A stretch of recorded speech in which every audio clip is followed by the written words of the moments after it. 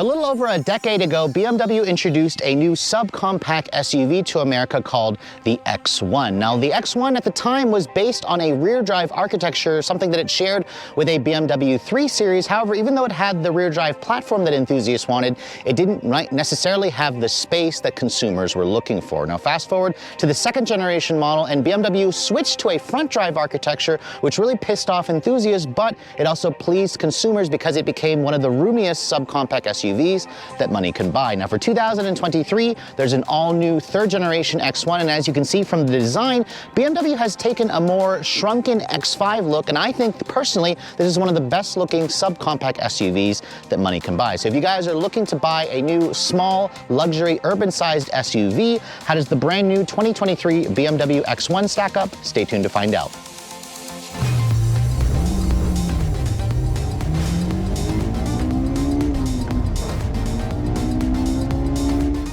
Now, before we start talking about the exterior styling of the new X1, let me go ahead and pop the hood and show you guys what's powering this thing. Now, initially at launch, BMW only offered this model as an xDrive28i, which means it has a 2-liter turbo 4. However, they just announced for 2024, an M35i version is coming with about 70 more horsepower. Now, I'll save the performance variant for another review, but as you can see, the engine is mounted transversely, which means this is still built on a Mini Countryman front drive architecture. It's the latest generation, of course, and this engine is their 2-liter twin power turbo, single turbocharged 4-cylinder with direct injection. It makes about 13 more horsepower than the prior generation at 241 horsepower and 295 pound-feet of torque. Now, BMW has also replaced the old 8-speed auto with a 7-speed dual clutch transmission, which is kind of going backwards compared to something like what Audi did in the new Q3. Fuel economy, however, is pretty good. It's rated at 25 in the city, 34 on the highway. That's on premium gas. It has roughly a 14.3 gallon gas tank. You're looking at around 400 miles of range between fill-ups. No front-wheel drive model is offered, however, here in the US. Even though this is a front drive architecture, BMW's xDrive all-wheel drive system is going to be standard across the board. BMW claims 0 to 60 is 6.2 seconds.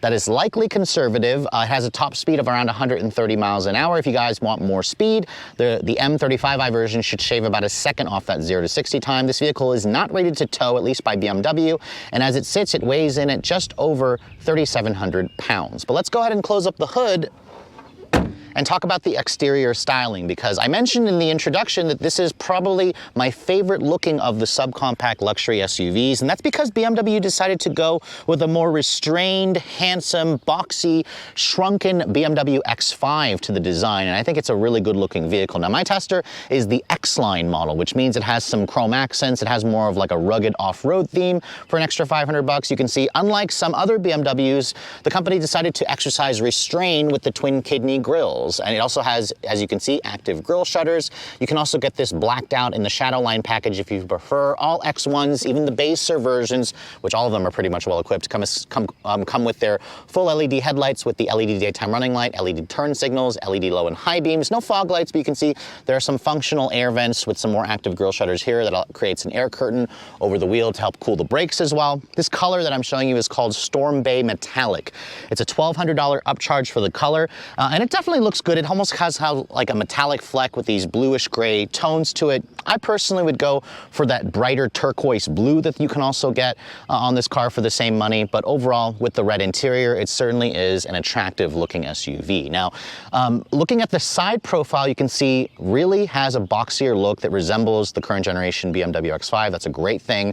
Its overall length is around 177.4 inches long. It's about 2 inches longer than the prior generation. Its wheelbase is 106 inches long. It's been extended by an inch. It's about an inch wider as well, and a half an inch taller. So again, proportionally, this is a little bit bigger than something like a Q3 or an XC40, but not quite as big as Mercedes-Benz's GLB, which is, again, a little bit more boxy, a little bit bigger with a third row. Now, looking at the wheels, BMW offers a choice of between an 18 or a 19-inch wheel. You can also get a 20 on the M35i. You can see my tester has a $600 upcharge for these Y-spoke 19-inch wheels, wrapped in a 245/45 R19 tire. You have the standard suspension. If you want adaptive dampers, you can get that with the M Sport package. These wheels are included as an optional feature on the X-Line package. You cannot get these wheels on the M Sport package. You can see the wheel arch trim here is painted black. It's kind of like a metallic black along with the side skirt there with the aluminum trim. That'll be body colored if you guys go for the M Sport package. And then you can see here satin silver side mirrors, chrome along the roof rails, along the window trim. You can also black that out as well. And then you can see this vehicle also has the newer door handles that we've seen from the BMW i4 and the new 7 Series. And then looking at this profile here, you can see it's a really good looking SUV. I'm looking forward to seeing this vehicle in the M35i version with the sportier look to it. Now looking at the back, also pretty unique design to the taillights where they're full LEDs. They resemble again a lot of the BMW X5. These badges here, you can see you have an xDrive28i badge there that shows people that you have the more baser trim, and then there's no visible exhaust tips, although the M35i from the photos BMW showed will have a quad outlet exhaust system, so I'm looking forward to again seeing that in person. I like how BMW is including a rear wiper, and you have this really tasteful rear spoiler on the back of the hatch. Now opening up the cargo area, because this is a front drive architecture, you still have pretty good amounts of cargo space. BMW says you get around 26 cubic feet of storage space with the second row seat up. You can see looking under here, there's a temporary spare tire with your usual tools. A good amount of storage is still available underneath there. If you fold down the second row seats, BMW says it expands the cargo to a little over 57 cubic feet. That's about 10 more cubic feet than what you're gonna get in the Audi Q3, and a little bit less versus what you're gonna get from the Mercedes-Benz GLB, but just keep in mind the GLB is about 6 inches longer overall than the X1. So now let's go ahead and take a look at the interior of the all-new third generation X1. Before we step inside, however, let me show you guys the key fob. You can see this is BMW's newest fob. You can see it's a rather good size. It has a mixture of aluminum with this kind of plastic look. This is their intelligent access key, of course. It has the usual lock, unlock, power liftgate, and panic function. If you have access to the BMW Connected Services app, you should be able to also access this vehicle through your smartphone. For an extra $500, you can also include remote start. My tester sadly does not have that. Now, as I approach the vehicle, you can see it's got the new door handles on this vehicle. If you touch that here, that will lock the door for you. This vehicle also has their auto walkaway, auto lock and unlock feature. So if I have the key on me as I approach the vehicle, you can set that to turn on where it'll unlock the door. It also will lock the door as you walk away. That's a feature you can turn on and off, of course, in the settings of the infotainment system. Now, my tester here with the Storm Bay metallic exterior color is complemented well by this red and black two-tone Sensitech interior. This is a faux leather material that feels pretty much like leather. It's a little bit more durable. These seats you can see are an 8-way power adjustment. But no adjustable lumbar, surprisingly. You can get that as part of an extra $450 for the active contour seats, which are technically not massaging, but it'll include more adjustments. These, I believe, are just either 8 or 10-way power adjustment. I'll have to double check that. And you can see my tester is lacking heated seats. There's perforation for it, or like for cooled seats, but you cannot get cooled seats in this vehicle. But for an extra $550, you can get heated seats in the front and a heated steering wheel, which my tester is missing. You can see it's got the Sensitech stitching on the dash, which is nice, or on the door panel with the contrasting stitching. I like the red and the black two-tone with the real aluminum trim. You also have the 12-speaker Harman Kardon stereo, which sounds fine. Not as good as the higher-end systems you'll hear from more expensive BMWs. You can see the door handle has a nice aluminum feel to it. And then you have this genuine eucalyptus open pore wood here, which is an extra $400, I believe. It makes the interior certainly look a lot more expensive. These are also the sports seats I should mention for extra $400. That's included when you go for this red leather interior. Now stepping in, you can feel the X1 has a nicer, easier step in height. I'm not entirely sure the ground clearance. BMW didn't list the ground clearance, but it feels like a little over 7 inches as I get in and shut the door. The door has a nice solid sounding thunk, although I did hear a rattle over on this door over here, so I'm not entirely sure where that was coming from. Now, starting the vehicle up, you can see the start stop button is square. It's over here by the shifter. Push that. You can hear it has a traditional startup because this is not a 48-volt mild hybrid system like you might find from more expensive BMWs. Now, as part of the X-Line package, you also get this Sensitech dash with the real stitching and the contrasting stitching, which again, this is a nice padded dash, which is nice. This kind of reminds me a lot of the BMW iX, especially when you have their new iDrive8 system, although this software is about to be replaced by iDrive9 if you guys wait for a 2024 model. I haven't had a chance to test that out yet. BMW says that they've simplified the menus and made it even and easier to use.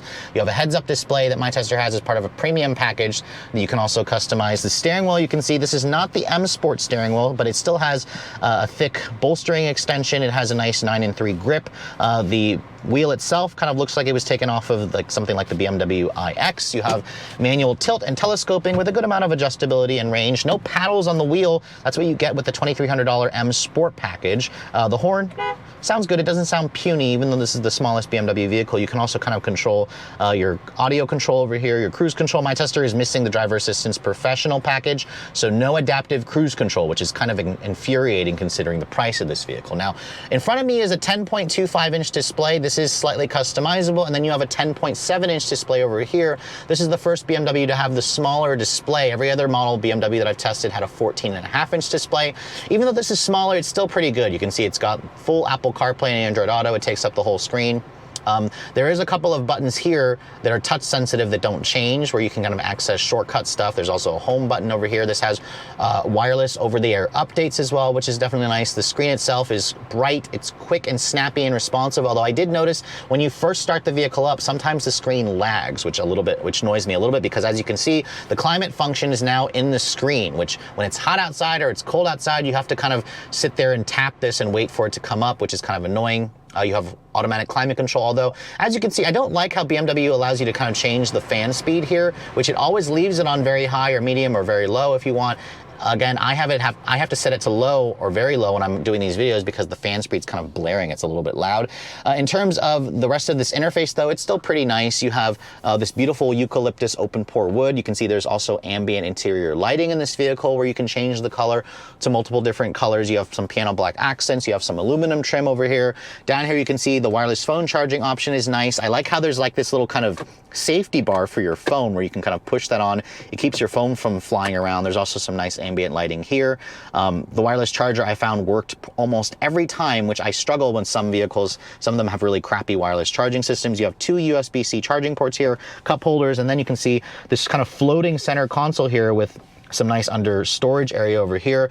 Your drive mode selector is right here. If you push my modes, you can see this brings up different modes: personal, sport, efficient, and then there's also expressive and digital art. This is mostly having to do with the interior ambient lighting and the screens. This is what I showed you in the new BMW i7. Same thing with the digital art. You can see it changes the way that looks over there. And then if you go here to like the sport setting, it turns everything red. You got a tachometer there as opposed to the personal setting. You can also kind of change up the different settings as well. You can customize the sport settings here. Again, I don't have access to the boost function with launch control without the M Sport package. So again, that's something to keep in mind if you guys want the sportiest driving X1. When I put the vehicle into reverse, which by the way, there's the transmission selector. It's this little like toggle where I push up to go to reverse, push it back to go to drive. There's also an L feature, but no sport here, and then push this P button here to go to park. When I put the vehicle into reverse, though, you can see it has their backup assistance where it'll remember how you backed into a space or pulled into a space, and then it'll back up for you in that same, way that you pulled into the space, which is kind of nice. You have a full 360 surround camera, which is definitely nice. The graphics and the resolution, the quality is great. You can also kind of change all the different views. You can go to the panoramic view if you'd like. So again, all that is very nice. That's included with the premium package that my tester has for an extra like $2,300. You have your volume controller over here. You can also adjust a couple of shortcuts here. When you push this button here, you can get to your different driving settings pretty quickly. You can change a couple of things. This vehicle also has augmented sound in the engine note. You can see padded center console here. Push this right here. This opens up to reveal a very shallow storage compartment area. That's because all the additional storage is really down here. The seats, these are the sports seats for an extra $400, are comfortable, supportive. Hate how they're lacking heated seats it's an option still. No available cooled seats. You can see it also has the thigh extender there, which is nice. These hold you in place nicely. The M35i version will have even sportier seats. The glove compartment you can see is damped but not lined with felt. It's a pretty deep glove compartment. There's a good amount of storage in this vehicle, which is great, again, for those of you who use this vehicle as your only car, as a family car. The mirror is frameless. They don't offer a digital camera review mirror. Then you can see the panoramic glass roof. This opens and tilts, and it offers a really nice view. It's one of the bigger sunroofs that I've seen in the segment. So overall, the interior feels roomy, has some great tech, although I wish that BMW would offer cooled seats and make heated seats standard with the premium package. It shouldn't be an a la carte option, but overall, this is still a very nice place to spend time. Let's go ahead and hop into the back seat, because this is an area where the X1 also excels greatly. You can see here, once I get back here, you have around 37 inches of legroom. That's about an inch more than what you get in the Audi Q3, about an inch less than what you get in the Mercedes-Benz GLB. Keep in mind, the Mercedes also offers a third row, which is very, very small. You can see the rear door panel materials here. This is not the same Sensitech stitching. This is slightly padded, but it's also a little bit more textured hard plastic. You can see nice padded area here, aluminum trim and whatnot. These seats also, they do recline, and they also fold down. As you can see, it gives you almost a completely flat floor, which is definitely nice. You can see there's where you adjust the tilt of the seats, and you can also put these headrests down if it's blocking your rear view a little bit, which is definitely a nice touch. As I get back here, you can see for somebody my height, I have plenty of space. You can see the floor is nice and low. As I shut the door, you can see ambient lighting kind of carries over back here as well. No flat floor here. There's a drive shaft tunnel for the all-wheel drive system, but you do have rear seat air vents. You have USB-C charging ports. No heated rear seats back here, but you do have two storage cubbies. And then you also have an armrest here that folds down and gives you two cup holders. And then in terms of the headroom space, this car also offers a ton of headroom, especially in the front seat. For somebody my height, you can see I just have plenty of space, even though the panoramic roof obviously is going to take up room.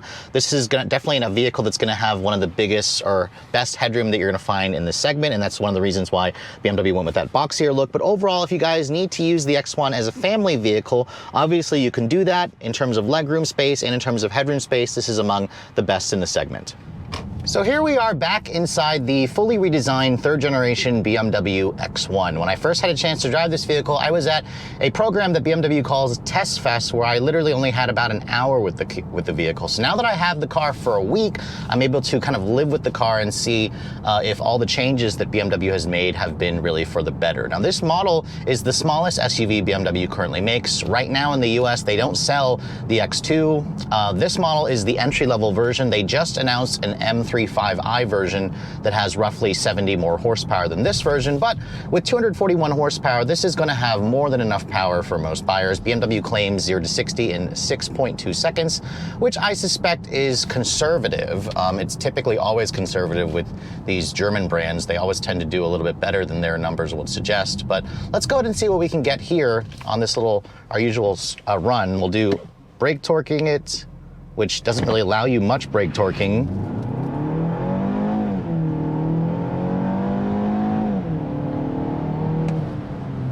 And we just got 6.59 seconds here, so it's actually a pretty quick-ish car, but I will say that this model here is not the M Sport version. The M Sport model includes a boost function that also gives you launch control, which this model sadly does not, because it's an X-Line package. So 6.5 is actually slower than BMW's claim of 6.2, but I suspect that's when you have the M Sport model, that's when it'll give you that, quicker time. I've seen it as fast as like 5.4 from Car and Driver, although their numbers tend to always be a little bit too fast in the real world testing, if I'm being honest. But overall, the engine is a 2-liter turbo 4 paired with a new 7-speed dual clutch transmission, which that dual clutch is an interesting choice that BMW decided to do, considering the fact that everybody's gone to an 8-speed torque converter automatic. But let's try it again here real quick and see if we can get a little bit better time. Again, it doesn't really allow me to launch it.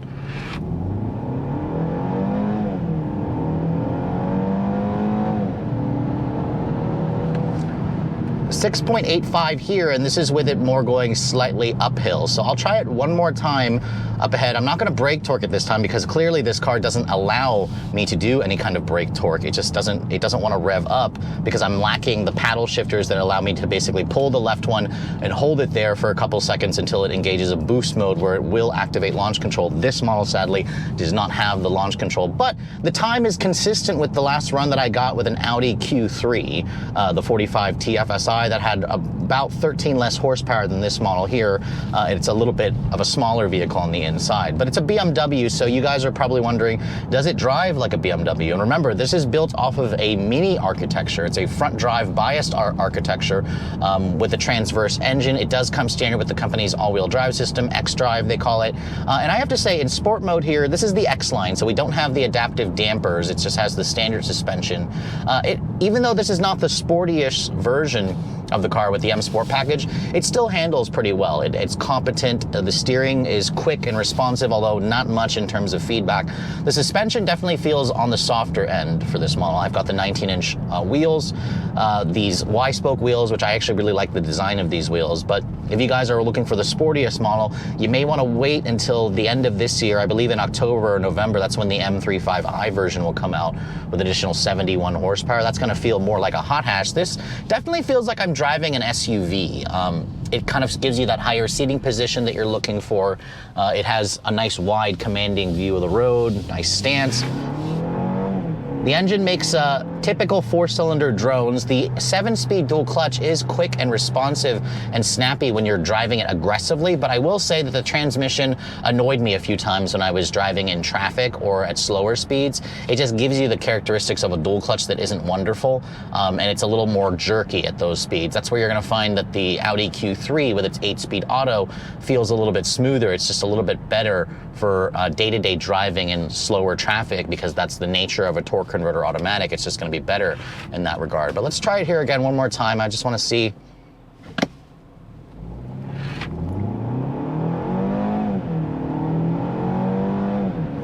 And I forgot to actually turn it on, so I'll see if I can try it one more time down the road. But this car definitely is going to be quick enough for most, but again, if you're looking for the fastest version and you might want to spring for that M Sport package, I can actually feel the torque vectoring of the xDrive system put the power back to the rear. It actually spun the back wheel a little bit when I made that turn, but this is a very competent driving vehicle. And it's refined. That's the one thing about this car. It has a good ride quality. It's quiet on the inside. It has good visibility. I will say that BMW still nickel and dimes you for, like, if you want the driver assistance professional package. My tester is missing that for an extra $1,700, which is kind of annoying that it still doesn't have that. I also don't have heated seats or a heated steering wheel. That's an extra $550 that my tester is missing. You cannot get cooled seats in this vehicle, sadly. That's something you can get in the Mercedes-Benz GLB, but not in the Audi Q3. And I believe Lexus offers it in their UX, but Volvo doesn't offer it in the XC40. So again, a lot of choices in this segment, and the X1 is still a really solid one. It's one of the more roomier entries in the segment. It is one of the sportier driving vehicles in the segment. It's one of the quicker vehicles, although I would really like to test out a model with the M Sport package to try out the launch control, because that's just a little bit too slow for me. But let's try it here on this road. And it looks like I'm out of memory, so I'll have to just take the 6.59 because that first run was pretty good. So again, it matches that of an Audi Q3. So overall, the seats are comfortable. I can kind of go down the road and drive this thing on the highway. I took it out on the highway actually the other day, and it was averaging around 32 mpg in highway driving, which is pretty good. In mixed driving, I've been averaging around 27, 28 mpg, which is still pretty good. This is on premium gas. It has a 14.5-gallon gas tank, which means you're going to be doing around 400 to 450 miles of range on a full tank, which is not bad. I'm surprised BMW is not doing like a mild hybrid assist with this powertrain. There's no electrified option. Same thing with the M35i. There's an all-electric iX1 in other markets, but it's not coming here to the US. I guess BMW thinks it doesn't have enough range, but it is faster than this model, but not as quick as the M35i. That's the biggest, or the most performance-oriented version of the X1 for now. But overall, it's a really nice driving vehicle. It feels roomy, it's easy to drive, it's sportier to drive. The interior tech is also an improvement. I just wish that BMW would make more like features that I expect, especially at this price tag, like standard, like driver assistance. It should have standard adaptive cruise control. It should have standard heated seats. But you can still option that in, but once you do option that in, the price of the X1 still isn't quite as expensive as some competitors. But overall, I'm pleased with what BMW has done here. I'm looking forward to driving the more performance-oriented model. But really, if you guys are looking for a small luxury SUV, this new version of the X1 should definitely make it to the top of your list. So after spending a full week with BMW's new smallest SUV, the X1, I have to say I'm pretty impressed with the overall package of this vehicle. It has one of the best interior space that you're going to find in the back seat, in the cargo area, in the front seat area. It has some great tech as well. You have BMW's iDrive 8 with their new 10.7-inch display. Keep in mind, however, if you guys wait for a 2024 model, it'll have their latest software, iDrive 9.0, which I haven't had a chance to sample yet. And then there's also the performance variant. In terms of the acceleration, I didn't really love the fact that this model here, BMW, doesn't include the launch control with the paddle shifters. You have to spend an extra $2,300 to get the M Sport package, but 0 to 60 in around 6.5 seconds is going to be sufficient for most people. I also found the fuel efficiency to be pretty excellent as well, around 29 mpg combined. You'll easily do over 30 miles to the gallon on the highway, and you'll do around 450 miles of range on a full tank, and that's doing all that, of course, without being a hybrid. BMW engines tend to be very efficient. In terms of, gripes with this vehicle, I'm having trouble finding some, although I wish BMW would offer the all-electric version. I wish they would offer maybe even a plug-in version. I think they offer that in other markets. And in terms of the pricing of this vehicle, the X1 does start a little bit higher than most of its competitors. However, I'd argue that BMW gives you more equipment as standard, at least more power as standard, because if you guys look at like an Audi Q3, that's about $3,000 less expensive at around $37,000. This car here starts at $39,100. That's plus destination, so you're really looking at a little over 40 grand with destination. But again, all-wheel drive is going to be standard, where it's optional on something like the Mercedes-Benz GLB. Now, my tester here with the X-Line package, the premium package, the optional wheels, the red interior that it comes with, all in it comes to around just over $47,000, which I know $47,000 sounds expensive. You could get a base model version of the X3, the bigger up SUV that's rear drive, but again, that model, if you want all-wheel drive, is around $48,000, so that's still more expensive than this version here. I personally would add the M Sport package and the driver assistance package and the heated seats and heated steering wheel for an extra $550. All in, you could option up this car to be a little over $50,000, which I know it's a lot of money, but keep in mind, if you price out something like a GLB with similar equipment, that's going to be well over $60,000 fully equipped. So that's kind of showing you how Mercedes tends to charge and overcharge a little bit. BMW, it starts a little bit higher, but if you guys look at the top end, it's actually still a relatively good deal. But just keep in mind, if you're looking for ventilated seats, the X1 does not offer that. And then if you guys want the M35i, BMW actually already said that model will start at also just over 50 grand. I expect that model to be around $60,000 fully loaded for that extra 70 horsepower. But with all that said, hope you guys have enjoyed my full overview on the brand new 2023 BMW X1 xDrive28i. If you're also looking to see the latest cars I'm testing, be sure to follow me on Instagram at redline_reviews, like us on Facebook, and as always, guys, please keep subscribing to the Redline Reviews YouTube channel for all the latest reviews. Thank you so much for watching. I'll catch you all in the next video.